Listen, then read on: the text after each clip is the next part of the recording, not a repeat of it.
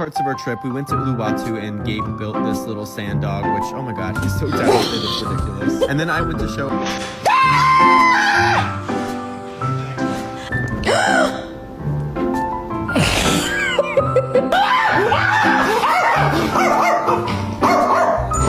Oh.